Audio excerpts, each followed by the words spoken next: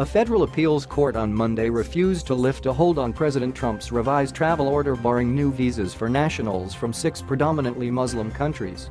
The unanimous, unsigned ruling by a 3-judge panel of the U.S. Ninth Circuit Court of Appeals was the latest in a string of legal defeats the administration has suffered. The administration has said it will take its case to the U.S. Supreme Court. The travel order issue is already before the Supreme Court because of a separate ruling against Trump issued last month by the Fourth Circuit Court of Appeals based in Richmond, Virginia. The Ninth Circuit said Trump's revised executive order failed to justify a need for the ban and violated a 1965 federal immigration law that bars discrimination based on nationality.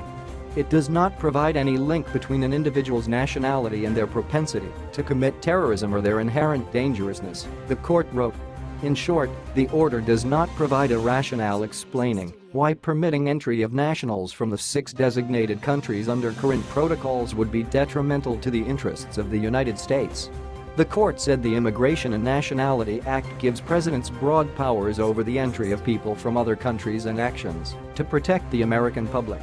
But immigration, even for the president, is not a one-person show, the court said.